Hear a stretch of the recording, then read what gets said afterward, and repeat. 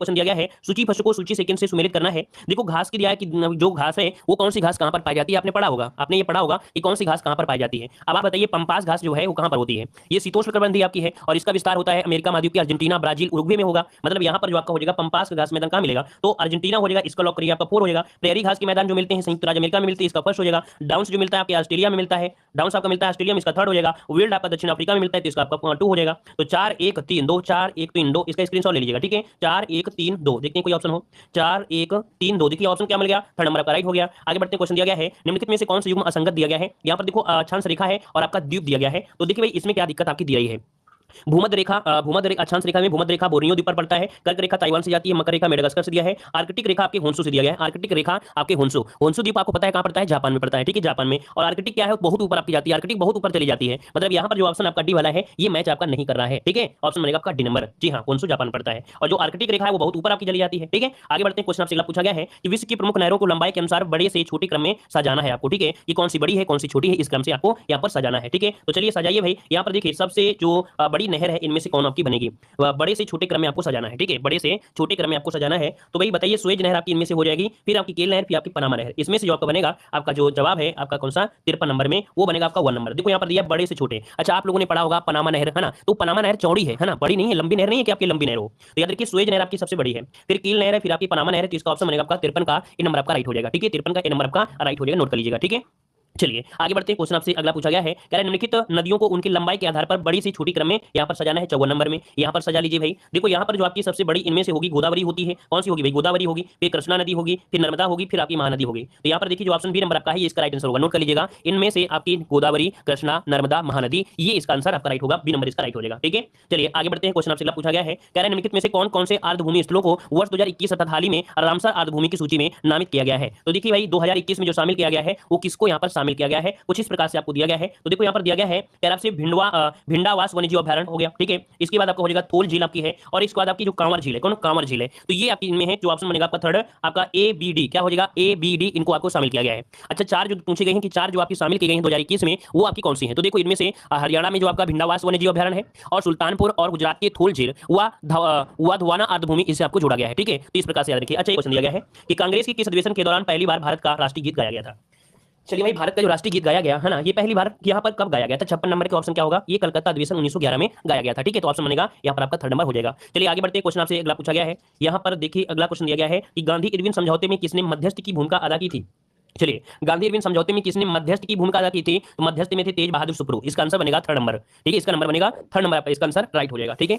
चलिए यहाँ पर जो दिल्ली का समझौता हुआ था अर्थात गांधी और इरविन के बीच जो समझौता हुआ था, इसे दिल्ली समझौता भी कहा जाता है, ठीक है। यहाँ पर आंसर आपका बनेगा थर्ड नंबर, इन्हें मध्यस्थ रूप से कह सकते हैं, आपका प्रयास किया था, ठीक है। और यहाँ पर आगे बढ़ते हैं, क्वेश्चन आपसे दिया गया है कि सुभाष चंद्र बोस के त्यागपत्र देने के बाद किसे भारतीय राष्ट्रीय कांग्रेस का अध्यक्ष चुना गया था। तो भाई आपको पता होगा कि जो 52 नंबर का था, कौन सा 52 नंबर का जो आपका अधिवेशन था, और ये आपके 1939 में ये आपका मध्य प्रदेश के जबलपुर के पास त्रिपुरी में हुआ था। कहां पर, त्रिपुरी जो पड़ता है मध्य प्रदेश के पास जबलपुर, वहां पर हुआ था।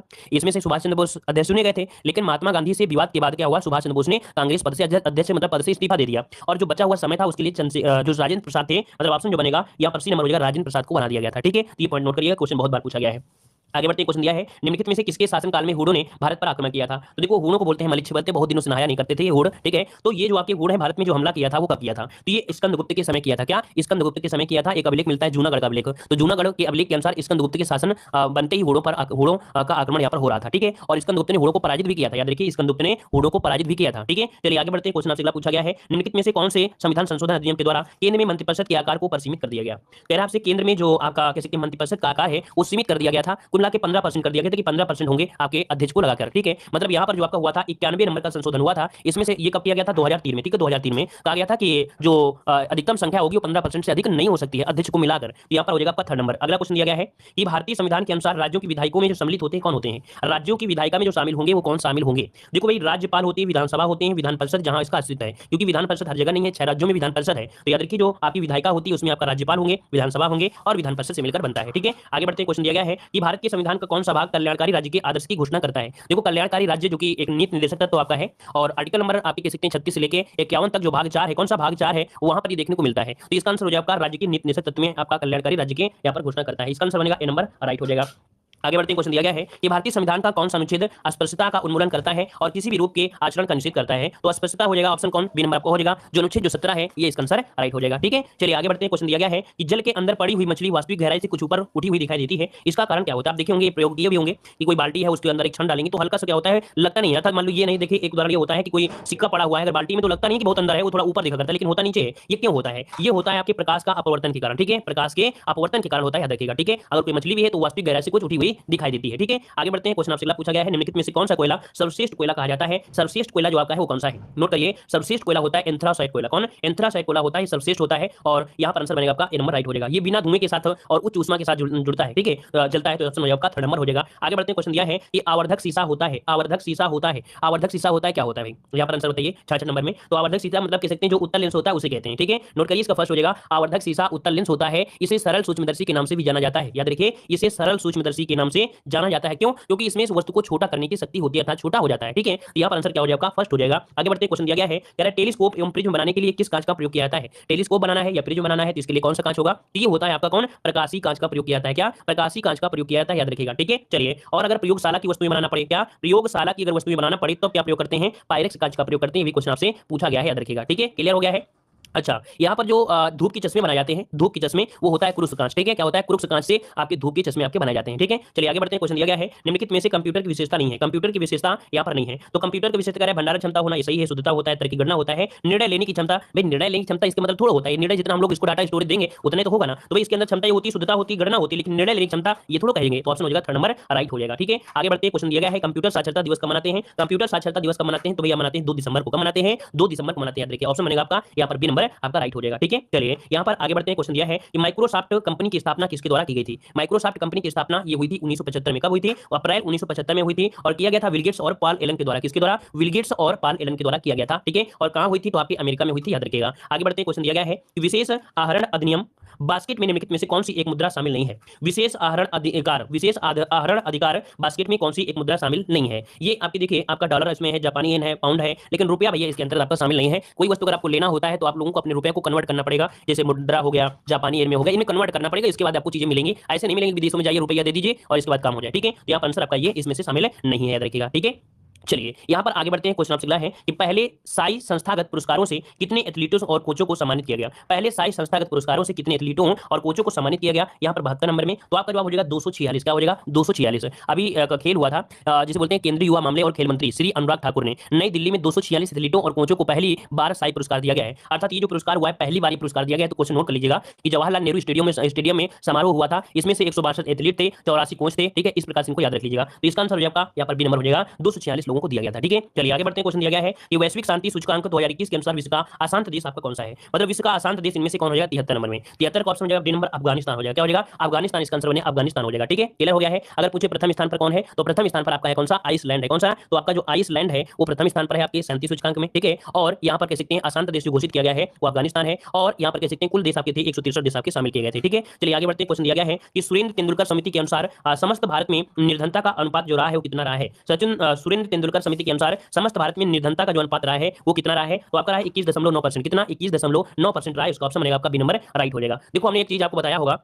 कि हर एक चीज के आंकड़े अपने तैयार किए जाते हैं। जैसे ग्रामीण क्षेत्र में बोला जाता है कि प्रतिदिन 27 रुपए, कितने? 27 रुपए प्रतिमाह देखा जाए तो 816 रुपए खर्च होना चाहिए। अगर इतना है तो कोई दिक्कत नहीं है, गरीब नहीं कहेंगे। ठीक है, यही क्या हो गया? शहरी क्षेत्र में कितने रुपए? तो आपका 33 रुपए। कुल हिसाब से देखा जाए तो आपका 1000 रुपए। ठीक है, तो वही चीज के बारे में इसमें से दिया गया था। तो यहाँ पर जो आंसर बनेगा आपका बी नंबर इसका राइट हो जाएगा। आगे बढ़ते हैं। क्वेश्चन आपसे दिया गया है इसी रंगराजन समिति के अनुसार समस्त भारत में निर्धनता का अनुपात जो रहा है वो कितना रहा है? 75 नंबर में। निर्धनता का अनुपात रहा है 29.5%। याद रखें कि यहाँ पर जो आपकी रंगराजन समिति है इनके अनुसार भारत में निर्धनता का जो अनुपात रहा है वो रहा है 29.5% आपका रहा है। ठीक है, मतलब ये होता है कैलोरी के आधार पर। क्या? कैलोरी के आधार पर। जैसे ग्रामीण हो गए तो इनको आपका 2155 कैलोरी चाहिए, शहरी वालों को बोला गया है 2090 कैलोरी चाहिए। ठीक है, और खर्च के आधार पर देखा जाए तो ग्रामीण एरिया में 32 रुपए है ना, और आपके शहरी एरिया में 47 रुपए। ये 2000 कह सकते हैं 12 और 14 की रिपोर्ट के अनुसार है। 2012 और 14 की रिपोर्ट के अनुसार ये आपका आंकड़ा किया गया है कि भाई थोड़ा और मतलब हो गया तो भारत में जो गरीबी है वो आपका 29.5% हो जाएगा। ठीक है, अपने अपने अलग अलग प्रकार के मत होते हैं। ठीक है, चलिए आगे बढ़ते हैं। क्वेश्चन दिया गया है कि राष्ट्रीय बाल स्वच्छता मिशन की शुरुआत कहां से की गई? राष्ट्रीय बाल स्वच्छता मिशन की जो शुरुआत की गई वो की गई थी आपकी नई दिल्ली से। इसका ऑप्शन हो जाएगा यहाँ पर फर्स्ट नंबर नई दिल्ली हो जाएगा। जाएगा। अगला क्वेश्चन आपसे यहाँ पर दिया गया है कि निम्नलिखित में से काम के बदले अनाज राष्ट्रीय कार्यक्रम का शुभारंभ कब किया गया था।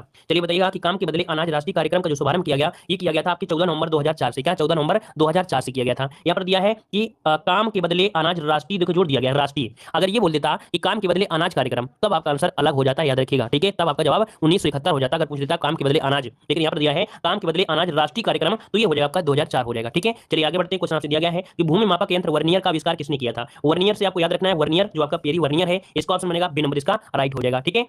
और इन्हीं के नाम पर ये तक भी दिया गया है। अगला क्वेश्चन आपसे यहाँ पर दिया गया है कि जायद की फसलों को किस ऋतु में बोया जाता है। जायद की फसलें भाई आपको पता है गर्मी में तैयार हो जाती हैं, इसका मतलब थोड़ा सा पहले बो दीजिए, मतलब आपका आंसर क्या हो जाएगा 79 का ऑप्शन डी हो जाएगा। ग्रीष्म ऋतु में बो जाती है, वही मतलब मार्च अप्रैल में बो दी जाती हैं और जून मतलब मई जून में निकलने लगती हैं, ठीक है, महीना डेढ़ महीने में निकलने लगती हैं। यहाँ पर आंसर आपका हो जाएगा डी नंबर, राइट हो जाएगा। अगला क्वेश्चन आपसे दिया गया है गुजिया रोग का संबंध किस फसल से है। बताइए गुजिया रोग का संबंध किस फसल से है। तो भाई गुजिया रोग जो लगता है ये लगता है गेहूं में, किसमें आपके गेहूं में लग जाता है, जैसे गुजिया रोग हो गया, कर्नाट बंट रोग हो गया, रतुआ रोग हो गया, ये आपके गेहूं से संबंधित होता है, ठीक है। और धान में जो आपके लगते हैं, धान में रोग लगता है एक गंधी बग और खैरा झोंका रोग आपके लगते हैं, ठीक है। चलिए और बाजरा में भैया तो लग जाता है, ज्वार वार में जो लग जाता है वो लग जाता है क्या, जैसे दीमक कीमक होता है, ये लगते हैं ज्यादा, ठीक है। चलिए यहाँ पर आगे बढ़ते हैं। क्वेश्चन दिया है निम्नलिखित में से माल्टा फल की प्रमुख प्रजाति कौन सी है। निम्नलिखित में से माल्टा फल की प्रजाति कौन सी है। माल्टा फल ये आपकी ब्लड रेड, क्या हो जाएगा ब्लड रेड, मतलब ये नींबू है, माल्टा नींबू प्रजाति का है, मतलब कह सकते हैं माल्टा नींबू प्रजाति का एक बहुत गुणकारी फल है, ठीक है। मौसमी कामा ब्लड रेड आदि माल्टा की प्रमुख प्रजातियां हैं। यहाँ पर आंसर आपका बनेगा बी नंबर, इसका राइट हो जाएगा, ठीक है।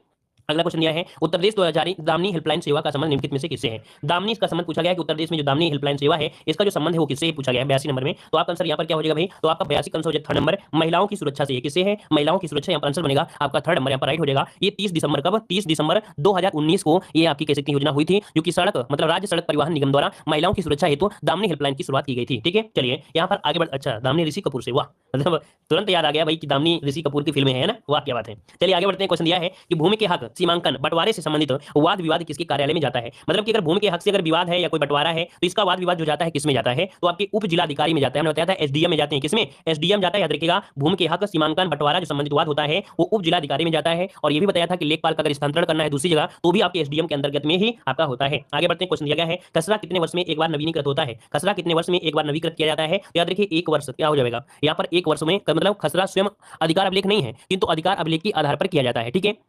और यहाँ पर खसरा दिया, देखो खसरा आपका होता है एक वर्ष में, लेकिन खतौनी जो खतौनी होती है, देखिए इसका आंसर जो आपका खतौनी अगर पूछे खतौनी, तो खतौनी जो होती है खतौनी वो आपका होता है क्या, तो आपकी 6 साल में होती है। देखिए खतौनी 6 साल में और खसरा आपके 1 साल में होता है। याद रखिए खसरा में कितने खाने होते हैं, तो 22 खाने होते हैं खसरा में होते हैं। खसरा को प्रत्येक वर्ष नवीनीकृत किया जाता है, याद रखिएगा। है कह से पायरोपोर्टिक विधि का संबंध किससे है, पायरोपोर्टिक विधि का जो संबंध है वो आपकी किससे है, यहाँ पर आंसर देना है। तो भैया 86 का ऑप्शन थर्ड हो जाएगा कि हवा में पौधों को उगाना। अभी तक आपने पढ़ा होगा कि भैया पानी में पौधों को उगा सकते हैं, है ना, हाइड्रोपोनिक्स कहते हैं। अब ये बोलते हैं एरोपोनिक्स या एरोपोर्टिक्स, इसे बोलते हैं एरोपोनिक्स बोल देते हैं कि हवा में पौधों को उगाना। हवा में उनके अनुसार जो तत्व होते हैं वो हवा में मौजूद कर दिए जाते हैं और इनको उगा सकते हैं। पानी में पौधों को उगाना होता है हाइड्रोपोनिक्स कहते हैं, और अंगूर की खेती को विटिकल्चर कहते हैं। आगे बढ़ते हैं। क्वेश्चन दिया गया है कि निर्यात ऋण विकास योजना की शुरुआत कब की गई थी।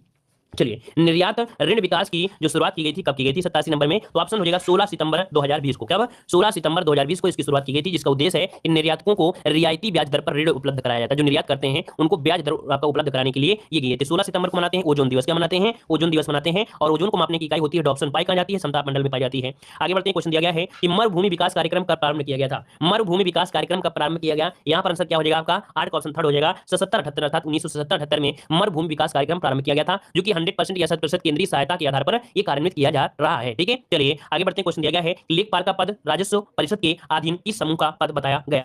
चलिए यहाँ पर दिया गया है कि किसी भूभाग के सर्वेक्षण के लिए भूमापन हेतु आवश्यक प्रमुख यंत्रों में किसका सर्वप्रमुख स्थान आपका है। तो देखो भूमापन में पूछा गया है तो इसका आंसर हो जाएगा थर्ड नंबर जरीब का होता है, जरीब इसका आंसर हो जाएगा यहाँ पर आपका थर्ड नंबर आपका राइट हो जाएगा, ठीक है। चलिए चलो सिग्नेचर का 100 रुपया ले लेते हैं ना, अगर सिग्नेचर करवाना होगा तो कहेंगे भैया 100 रुपया दीजिए तभी काम होगा, इतनी बड़ी वैल्यू हो जाती है। कह रहा है सिल्क की साड़ी के लिए कौन सा स्थान प्रसिद्ध है। सिल्क की साड़ी के लिए जो प्रसिद्ध स्थान है वो कौन है, 91 ऑप्शन हो जाएगा डी नंबर वाराणसी, इसका ऑप्शन आपका डी नंबर वाराणसी हो जाएगा। अगला क्वेश्चन दिया गया है कि माही गिर जनजाति उत्तर प्रदेश के किस जिले में पाई जाती है। तो माही गिर जनजाति पाई जाती है याद रखिए बिजनौर में, कहां पर बिजनौर में, और बिजनौर में भूसा जनजाति जैसी भी आपकी पाई जाती है, ठीक है। और खरवार जनजाति पाई जाती है तो सोनभद्र में पाई जाती है, खरवार जनजाति सोनभद्र में पाई जाती है। गोरखपुर में थारू जनजाति पाई जाती है, ठीक है। आगे बढ़ते क्वेश्चन दिया गया है कि गरीब कल्याण रोजगार अभियान की शुरुआत कब की गई थी। गरीब कल्याण रोजगार की जो शुरुआत की गई थी ये कब की गई थी, आंसर हो जाएगा 20 जून 2020 को, 20 जून 2020 को हुई थी। जो कोविड-19 महामारी है तो जो प्रवासी मजदूर आए थे, है ना, तो उनको रोजगार की समस्या को ध्यान में रखते हुए ये आपकी स्टार्टिंग की गई थी, ठीक है। और इस अभियान की जो शुरुआत की गई थी कहां से शुरुआत की गई थी, तो आपके बिहार, ठीक बिहार के एक खगड़िया जिला है वहां पर एक ग्राम पड़ता है तेलिहार, ठीक है, तेलिहार जिले से ये प्रारंभ की गई थी। और इसके बाद 6 राज्यों में किया गया, बिहार, उत्तर प्रदेश, मध्य प्रदेश, राजस्थान, झारखंड, उड़ीसा में शामिल किया गया है। अर्थात क्वेश्चन पूछे कि गरीब कल्याण रोजगार अभियान कितने राज्यों में, तो 6 राज्यों में प्रारंभ किया गया था, ठीक है। अगला क्वेश्चन आपसे यहाँ पर दिया गया है कि 10 हेक्टोमीटर बराबर कितने किलोमीटर होता है। 10 हेक्टोमीटर बराबर कितने किलोमीटर, तो 10 हेक्टोमीटर अगर जोड़ देंगे तो भाई 1 किलोमीटर हो जाता है। किलो हेक्टो, देखो ऐसे यहाँ पर हम जोड़ेंगे, पैमाने देंगे किलो हेक्टो डेका ग्राम डेसी सेंटी मिलीग्राम, ठीक है मिलीग्राम, ये पैमाना होता है। किलो के बाद हेक्टो आगे आ गया तो कितना आ गया, 10 ही तो आपका आ गया, तो मतलब आंसर क्या हो जाएगा यहाँ पर हो जाएगा डी नंबर 1 किलोमीटर हो जाएगा। आगे बढ़ते हैं, क्वेश्चन दिया गया है कि किसान क्रेडिट कार्ड योजना की शुरुआत कब की गई थी। किसान क्रेडिट कार्ड योजना की शुरुआत हुई थी कब, तो आपकी 1998 में, कब 1998 में की गई थी, याद रखिएगा। और किसान क्रेडिट कार्ड किसानों को खेती करने के लिए दिया जाता है, जिससे वो आप बीज उर्वरक या कीटनाशक दवाएं खरीद सकता है। अगला क्वेश्चन दिया है कि गांव का रजिस्टर कितने वर्ष में तैयार कराया जाता है। गांव का रजिस्टर कितने वर्ष में तैयार किया जाता है, तो याद रखिएगा 5 वर्ष में तैयार कराते हैं। इसका ऑप्शन बनेगा आपका बी नंबर, कि गांव का जो रजिस्टर होता है प्रत्येक 5 वर्ष में तैयार किया जाता है। ये धारा आपकी 31 है, कौन धारा 31 है, यहाँ पर आपका जवाब है आपका हो जाएगा क्या, बी नंबर हो जाएगा। चलिए आगे बढ़ते हैं, क्वेश्चन आपसे अगला पूछा गया है, यहाँ पर आपसे दिया गया है क्वेश्चन आपसे अगला कि उत्तर प्रदेश में चकबंदी योजना का प्रारंभ किस तहसील में हुआ था। उत्तर प्रदेश में चकबंदी योजना का प्रारंभ किस तहसील से हुआ था, बताइए 97 नंबर में। देखो 97 का ऑप्शन हो जाएगा बी नंबर, कैराना तहसील में। कहां पर आपके, तो ये हुआ था कैराना तहसील, जो कि आपके है मुजफ्फरनगर जिले में पड़ता है, याद रखिए, और सुल्तानपुर जिले की मुसाफिर खां, ठीक है। तो देखिए कौन याद रखना है, मुजफ्फर जिले की कैराना तहसील और सुल्तानपुर जिले की मुसाफिर खाना अर्थात सब अमेठी तहसील से इसकी शुरुआत हुई थी। तो इसका आंसर आपका हो जाएगा बी नंबर। पूरे प्रदेश में पूछे कि चकबंदी आपकी जो शुरुआत हुई थी, देखो 1954 में ये आपकी हुई थी, लेकिन पूरे प्रदेश में हुई थी 1958 में। पूरे प्रदेश में इसका जो योजना को लागू किया गया था 1958 में। अगला क्वेश्चन दिया गया है, निम्नलिखित में से कारपोरेट उद्योग के लिए कौन सा जिला प्रसिद्ध है। निम्नलिखित में से कारपेट, अच्छा कारपेट उद्योग के लिए कौन सा जिला प्रसिद्ध है, 98 नंबर में। तो देखो ये भदोही, अर्थात जो कालीन होता है ना, कालीन बोलते हैं कारपेट, तो ये जो आपका भदोही है, भदोही जाना जाता है, याद रखिएगा, ठीक है। चलिए अगला क्वेश्चन दिया गया है, फेम इंडिया योजना का क्रियान्वयन किस मंत्रालय द्वारा किया जा रहा है। चलिए बताइएगा कि फेम इंडिया योजना का क्रियान्वयन किस मंत्रालय के द्वारा किया जा रहा है। 99 का हो जाएगा भारी उद्योग मंत्रालय के द्वारा। किसके द्वारा, तो भारी उद्योग मंत्रालय के द्वारा किया जा रहा है। इसका आंसर हो जाएगा आपका फर्स्ट, इसका आंसर राइट हो जाएगा, ठीक है। और आगे बढ़ते हैं, क्वेश्चन दिया गया है कि पूसा रूबी किसकी उन्नत किस्म है। पूसा रूबी किसकी उन्नत किस्म है, यहाँ पर आंसर देना है। आपका जवाब इनमें से राइट क्या हो जाएगा, इसका जवाब दीजिए, आपका सही जवाब इनमें से क्या हो जाएगा। चलिए तो 100 का ऑप्शन क्या बनेगा भाई, सी नंबर बनेगा क्या भाई। सभी लोग यहाँ पर सी नंबर दे रहे हैं, कुछ लोग यहाँ पर बी दे रहे हैं, तो भैया इसका जो आपका राइट आंसर बनेगा वो बिल्कुल सही जवाब है आपका सी नंबर, टमाटर की है। किसकी है भाई, ये पूसा रूबी टमाटर की उन्नत किस्म है, ठीक है। और इसका विकास हुआ है नई दिल्ली के द्वारा, किसके, भारतीय संस्थान जो आपका नई दिल्ली है उसके द्वारा इसका विकास किया गया था, ठीक है। तो इसका आंसर आपका हो जाएगा 3rd नंबर। धन्यवाद, जय हिंद, वंदे।